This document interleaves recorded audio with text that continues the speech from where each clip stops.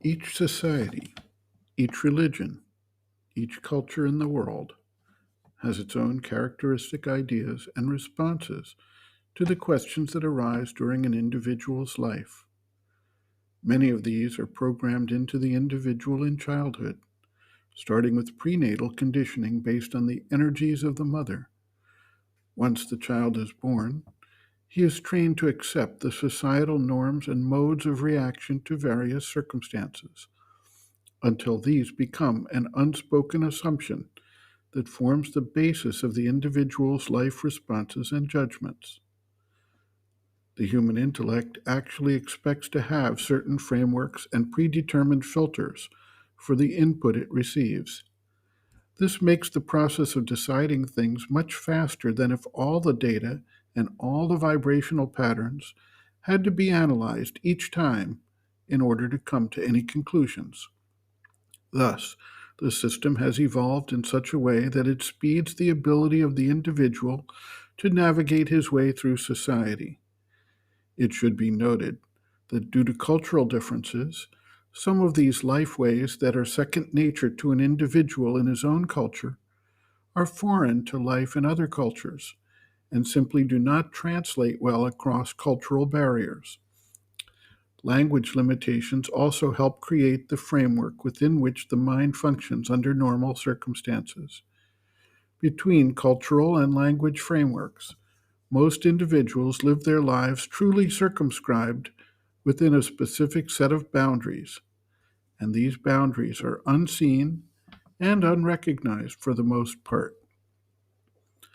There are, of course, downsides to this filtering and framing process. While it may help to have certain laws or axioms as a starting point in mathematics or physics, it becomes less valuable in fields of human interactions where these can turn into various forms of bias or prejudice, or preconceived notions about people based on their external appearance, dress, or the accent they use in their expression of language. The famous story of My Fair Lady revolved around an English professor who could judge the class of any individual based on their accent, word usage, slang, etc. He undertook to change the perception of a specific individual through training her to speak in a totally different mode.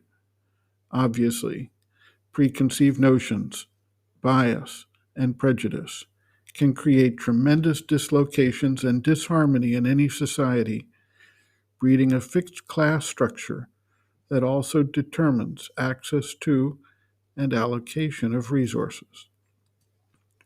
From the point of view of yogic practice, one of the first requirements is for the seeker to become aware of this type of predetermined response built into the subconscious basis that rules much of their responses to life. Once aware of these things, the seeker can begin to take steps to overcome these inherent, untested, and unspoken assumptions, and thereby liberate himself from the bondage of the fixed habits of mind and the past which otherwise hinder his growth and development. One tool to do this is to consciously practice a method known as the empty box.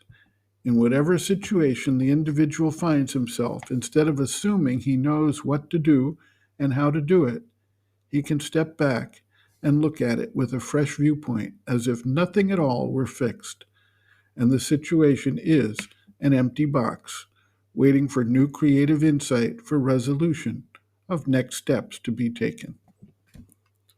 The mother observes, quote, when a being is born upon earth, he is inevitably born in a certain country and a certain environment. Due to his physical parents, he is born in a set of social, cultural, national, sometimes religious circumstances, a set of habits of thinking, of understanding, of feeling, conceiving, all sorts of constructions which are at first mental, then become vital habits, and finally material modes of being.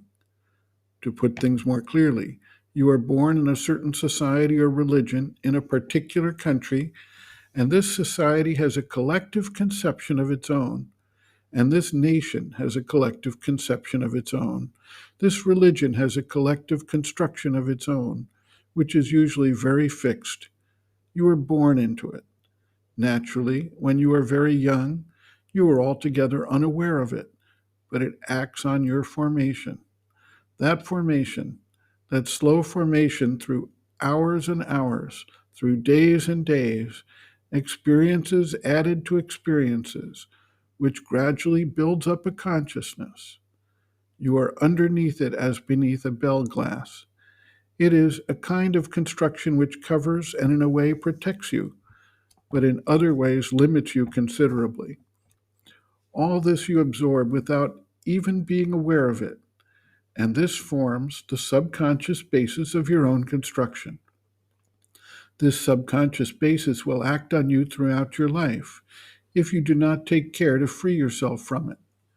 And to free yourself from it, you must first of all become aware of it. And the first step is the most difficult, for this formation was so subtle. It was made when you were not yet a conscious being, when you had just fallen altogether dazed from another world into this one, laughing. And it all happened without your participating in it in the least in it. Therefore, it does not even occur to you that there could be something to know there, and still less, something you must get rid of. And it is quite remarkable that when, for some reason or other, you do become aware of the hold of this collective suggestion, you realize at the same time that a very assiduous and prolonged labor is necessary in order to get rid of it. But the problem does not end there. End quote. Reference, Sri Aurobindo and the Mother, The Hidden Forces of Life, Chapter 3, Hidden Forces Around, pages 58 to 59.